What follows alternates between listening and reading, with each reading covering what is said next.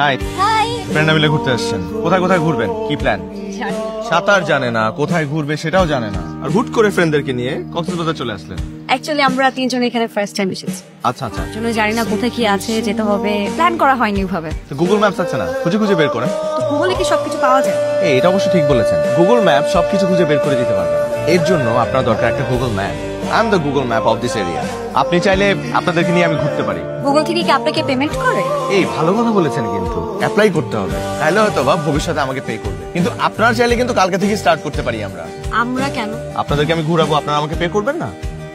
তো বলুন কোথায় কোথায় ঘুরতে চান? সমুদ্র দিয়ে শুরু করবেন নাকি পাহাড়? No idea. আপনাদেরকে কালকে আমি এমন একটা সুন্দর জায়গায় নিয়ে যাব যেটা সম্পর্কে অনেকেই জানে না। It's a hidden gem. কালকে সকালে শুরু করছি আমরা। পুরো সমুদ্র কেমন লাগলো? পুরো সমুদ্র কি দেখা আসলে সম্ভব? কঠিন প্রশ্ন। মানুষের মন আর সমুদ্র দুটোরই বিশালতা বোঝা খুব কঠিন। হ্যাঁ, কিন্তু কে কখন কোথায় বাধা পড়ে যায় সেটাও বোঝা কঠিন। আপনি বাধা পড়েছেন কখনো? বাধা পড়ার মতো একটা মানুষ যদি জীবনে থাকে তাহলে তো বাধা পড়তেই হয়। আগে কখনো? মানুষ অতীতে বাঁচে না, বাঁচে বর্তমানে। আসেন। ঠিক আছেন আপনি? জায়গাটা খুব পিচ্ছিল। হ্যাঁ, এইসব জায়গায় কারোর উপর নির্ভর করতে হয়, তাহলে পড়ে যাওয়ার ভয়।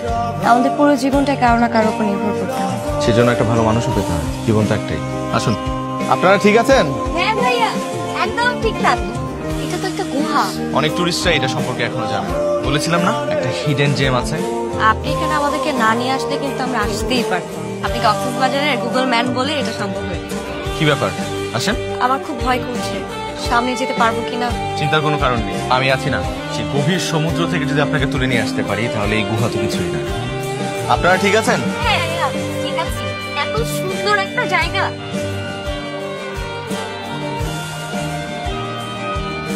মামা, আজকে কিন্তু সেই মজা হয়েছে। আমি কিন্তু দিনটা মনে রাখবো। কিন্তু আমাদের ম্যাডাম প্রথমত যাইতেই চাইলো না। ঠিকই হাতে হাত রেখে পাহাড়, সমুদ্র, সৈকত সব কিছু এনজয় করলেন, আর ভাবটা নিলেন না যাওয়ার। দেখ তোরা কিন্তু অনেক ফাইসের বিষয়টা যতটা ভাবতেছিস ততটা হবে সিম্পল। আমি ওখানে পড়ে যেতে নিয়েছিলাম, তখন হাতটা আশ্চর্য, হাত তো তোরা ধরতে পারতি, তোরা ধরতি। এত দিল দরিয়া হয়েও না মামা, পরে কিন্তু হাইজ্যাক হয়ে যাওয়া। কি বলিস? তাই সমুদ্র, আকাশ, পাহাড়, এই প্রকৃতির আজ বড় লজ্জার দিন। কেন? আপনার সৌন্দর্যের সামনে সবকিছু মলিন হয়ে গেছে। কোন বই পড়ে শিখেছেন এসব? কিছু জিনিস বই পড়ে শেখা যায় না, মানুষ পড়ে শিখতে হয়। সময় কিভাবে উড়ে উড়ে চলে যাচ্ছে। এই এলাকায় বাতাসের গতিবেগ বেশি, তাই হয়তো আপনার মনে হচ্ছে সময় উড়ে উড়ে চলে যাচ্ছে। ঝড়ের সতর্কতা সংকেতও কিন্তু এখান থেকে আগে দেওয়া হয়। কিন্তু সব ঝড় মোকাবেলা করেই তো মানুষকে টিকে থাকতে হয়, জানান দিতে হয় যে সে বেঁচে আছে। আর 2 দিন পর আমার বেঁচে থাকা 23 বছর হবে। মানে? আসলে এখানে এসেছে আমার বার্থডে সেলিব্রেট করতে, আর 2 দিন পর আমার জন্মদিন। তাই নাকি? That's great. তাহলে তো এবার অন্যরকম বার্থডে সেলিব্রেট হবে। কিন্তু আপনার এখানে এতদিন থাকার কারণ কি? একজনকে খুব ভালোবাসতাম, খুব মানে খুব। আমাকে একা করে চলে গেছে, তাকে ভুলতেই এখানে আসা। মানুষ হারানোর বেদনার চাইতে অন্য কোনো বেদনা এতটা কষ্ট দেয় না। শুনতে খুব সহজ মনে হলেও যার যায় সে বোঝে। আমার কাছে কি মনে হয় জানেন? এই পৃথিবীতে কেউ রিয়েল না, সবাই ফেক। আপনি তো বললেন ঝড়কে মোকাবেলা করে মানুষকে টিকে থাকতে হয়। সেটা চেষ্টাই তো করছি। পারলেন? মনে হয় পারছি। দেখ, আমার মনে হচ্ছে ও আমার প্রেম করে যাচ্ছে। মরেছে তো কি সমস্যা? সমস্যা আছে তো। দেখ, ওকে না সবকিছু ভুলে দেওয়া উচিত। কয়েকদিনের জন্য চিল করতেছিস, চিল কর না। আরে বার্থডে শেষে তো আমরা চলেই যাবো ঢাকায়, তখন দুজন দুজনকে ভুলে যাবি। দেখ, লাইফটা না কোনো ইরেজার না যে চাইলাম আর মুছে ফেল। এটা বাস্তবতা অনেক কঠিন। তোর যদি বলার দরকার মনে হয় তো তুই বলে ফেল। কিন্তু মামা, তুমি যে টাইমটা এনজয় করতেছো নয়নের সঙ্গে, তুমি জাস্ট মিস করবা।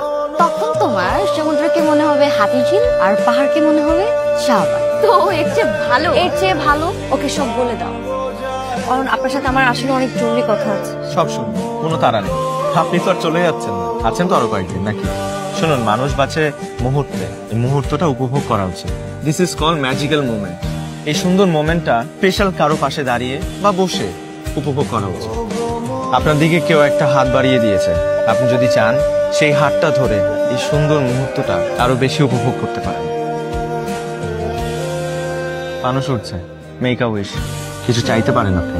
সবসময় সব চাওয়া কি সত্যি হয়? আমার কাছে সবকিছু স্বপ্নের। তো মানুষ স্বপ্ন দেখে তাকে সত্যি করার জন্য, তাই স্বপ্নটা চোখে থাকুক আর ভালোবাসা মনে। আমি কিছু চিন্তা করতে কেন কেন? এই স্বপ্নে আছি না বাস্তবে আছে সেটা জানার জন্য, সেটা জেনে সেভাবে ডিসিশন। কাটলাম। এক কাজ করুন, আমাকে আপনার জীবনে রেখে দিন, তাহলে আপনার সবকিছু বেস্ট হয়ে যাবে, ম্যাজিকের মতো। আচ্ছা ঠিক আছে, রেখে দিলাম। ম্যাজিকের মতো।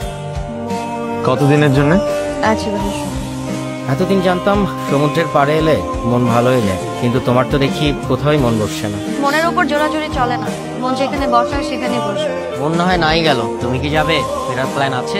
এছাড়া আর কি কোনো উপায় আছে? চাইলে কি থাকা যায়? প্রত্যেকটা মানুষকে তার সবকিছু শেষে ফিরতেই হয় ঘরে।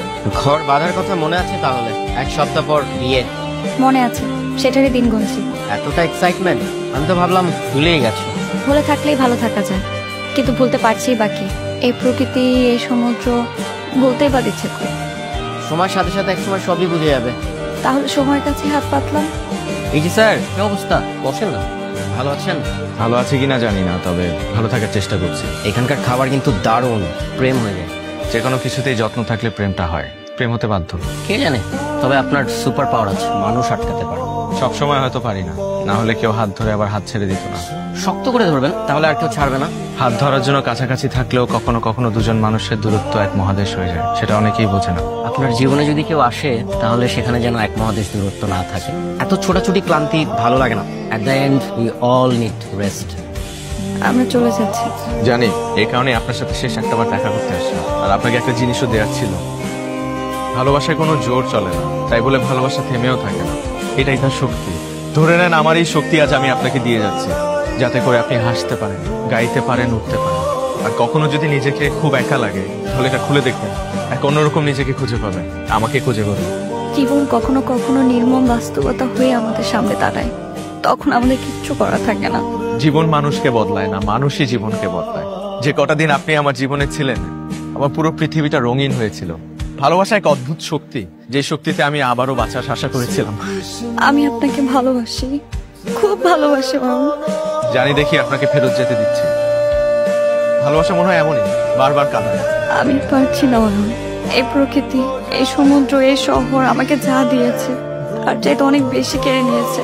কারণ আমি আমার সকল অনুভূতি আপনাকে দিয়ে গেলাম। আপনি? হ্যাঁ, আমি এখানে। অর্ক কোথায়? চলে গেছে। চলে গেছে মানে? গাড়ি চলে এসেছে, যেতে হবে। চলো। তুমি থেকে যাও। কি বলছেন? আমি কিছু বুঝতে পারছি না। যা বলছি বুঝে শুনেই বলছি এতদিনে। তোমার চোখের ওই বিষণ্ণতার দায়ভার আমি কেন নেব? যে হাসি ওই ছবিগুলোতে, সে হাসির কারণ আমি কোনোদিন হতে পারবো। ভালো থাকো তোমরা একসাথে। আমার এক জীবনের হাসি এখনো হাসা পায়।